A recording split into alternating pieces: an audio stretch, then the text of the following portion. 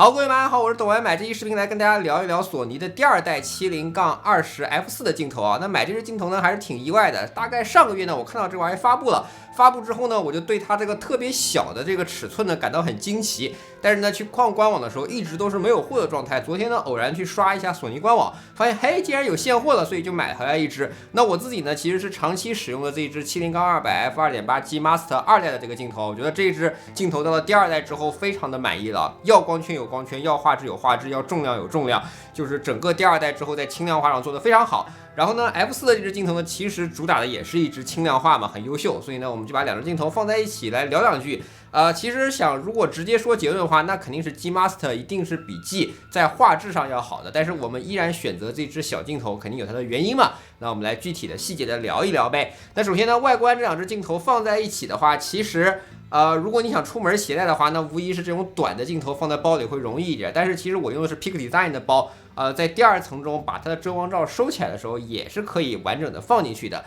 对，所以那个你说携带的便携性，我觉得第二代的 G Master 其实已经非常非常棒了啊。然后遮光罩呢 2.8 的这个版本呢，它是有一个遮光罩的解锁按钮的，所以这个遮光罩的持手感要好一些。你看这个表面还会有一层胶皮，对吧？摸起来很舒服。而至于这个 F4 的镜头呢，它就是一个莲花头，然后它的解锁呢完全是靠阻尼，靠的是摩擦力。好像我用了一代的镜头，我也其实也用过蛮久的啊，那个用摩擦力倒也不会导致长期的松垮吧，但就是相比于这种有按钮的，那肯定是质感方面要差了一些嘛。然后呢，两支镜头在这些按钮方面的最大区别，我觉得其实是 G Master 的镜头有光圈环。光圈环这种东西属于相机中的用过就回不去吧，就是你在拍摄视频也好，照片也罢，你通过把这个光圈给它锁定，确实整体的效率要比你在机身上去转那个波轮的效率要高的，而且呢非常直观啊，只要你看一眼你的光圈在哪里，这个光圈环就可以搞定。那在 F4 的这支镜头上呢，它就阉割了光圈环，我觉得显得有一些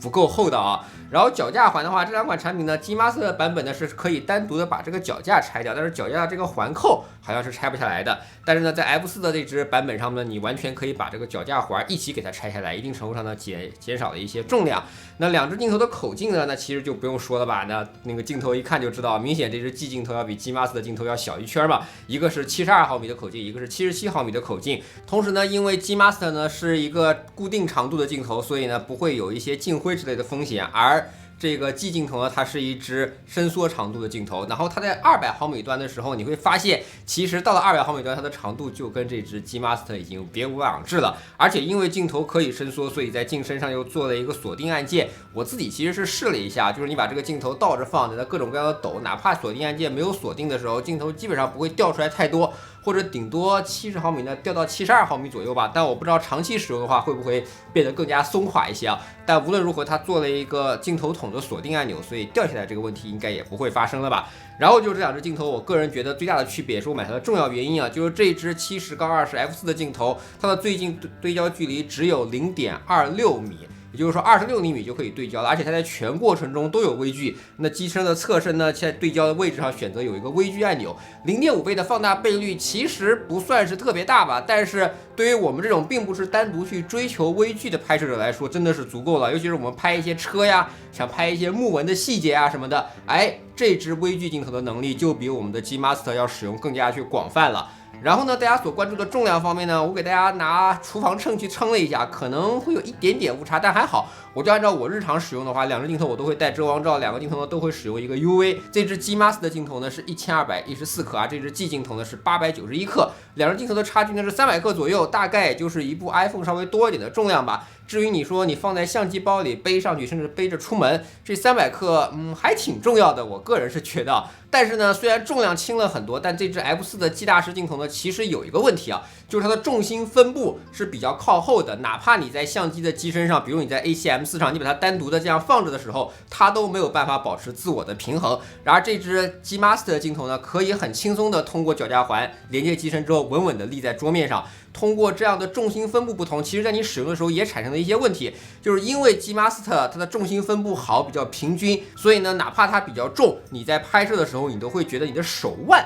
这个位置没有很累，但是这支70-200的 G 大师镜头，因为它的重心比较靠后，哪怕你在机身上，你在日常拍摄的时候要更多的利用手腕的力量去掰起、去调整这个相机，就像一个杠杆啊，对吧 ？F1L1 等于 F2L2，对不对？它的 L1 它的重心位置比较短，所以你要用的力量就要更大一些。所以实际上在你日常拍摄的时候，你的手腕的强度并不一定要比这支 G Master 要轻哦，这个可能是很多没有买这支镜头的同学啊，在我买之前我也没有想到的一个问题啊。然后呢，再有就是一些可能不是做工方面啊，跟这个镜头的结构有关系，就是你把它镜头拿在手中去晃啊，这支 G 大师镜头呢是能感觉到里面的镜组的一些浮动空间的，而这支 G Master 的镜头呢就非常的稳定，所以对于咱们这种喜欢这种稳妥、这种质感好的人来说，这个 G Master 的镜头真的是不可替代啊。再来说一说画质啊，画质方面呢，其实两款镜头在我的使用场景中，我觉得都属于无可指摘啊，没有什么不好的。两款镜头的对焦速度都一样快，拿出去拍摄车也好，拍摄飞机也罢，它们的对焦速度什么的都完全没有问题。我觉得限制了这两支镜头发挥的对焦速度的，应该只是跟这个索尼自己的机身去相关了吧。然后画质方面，两支镜头在100%画质的分辨率的情况下，就我拍飞机这个场景而言，我并不觉得两支镜头有明显的画质区别啊。就一般我日常拍飞机，我也不用2.8吧，我也至少会缩到 F4啊 F5.6去拍，甚至如果天气特别好的话 ，F8也不是不可以，对不对？我并不觉得两支镜头在我肉眼的观察中有什么区别啊。当然，两张镜头的 MTF 图大家官方上也能看到，那明显是 G Master 更贵更好嘛，这个是很正常。但就是在我的使用场景中，我觉得这支 G 大师镜头完全的是足够了。然后买这支镜头的同学呢，可能还会再去犹豫另外一支镜头，就是腾龙的28-200。那支镜头4000多块钱吧，4500块钱左右的价格，我个人也是有一支，而且我非常喜欢在日常把它带出去，除了损失了一点点广角，那支镜头我个人觉得也非常棒啊。可能在长焦端它稍微肉了一点哈，可能它比较松垮，就做起来就很容易松垮，但是它便宜啊，它广角端全覆盖，它不用换镜头啊，那种出色的便携性是这使用两支镜头，一支20-70，一支70-200。其实，在很多程度上是无法去比拟的，因为你不换镜头，你就可以非常快速的切换到你想要拍摄的主体上啊，所以有的时候我出门也会带上那支28-200，所以看起来好像我的镜头中会有一些焦段的重复，那事实上也是这样。但是呢，怎么说呢？就是毕竟这个体积不一样，使用的场景不一样，有的时候你出门，你的背包可能没那么大，没有那么多空间，你就会带一支小的镜头吧。那而且呢，从主流的这个市场环境来看，大家更加喜欢这种外变焦镜头，哪怕会有一些，比如说镜灰啊、松垮之类的问题，但是轻带得出去啊，这种东西可能还会让市场做出这样的选择，不管是佳能也好，索尼也罢，他们都做了大量的这样的产品，对吧？那至于说1099的价格，我个人觉得真的是贵了。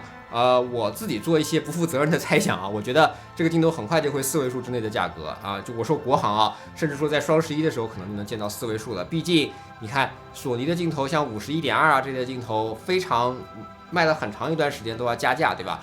这支镜头很快就有现货了，也充分说明了市场对它的态度吧？好吧，但是我还是很喜欢的，我可能还是会把这两支镜头同时都留着，对，因为我觉得各有各的用处啊，各有各的场景。好了，这就是本期抖买买的视频，希望你能喜欢。如果对我视频感兴趣，不要忘记评论区订阅抖买买买的头条、B 站、微博、YouTube 都有自己的账号。我们下期再见，拜拜。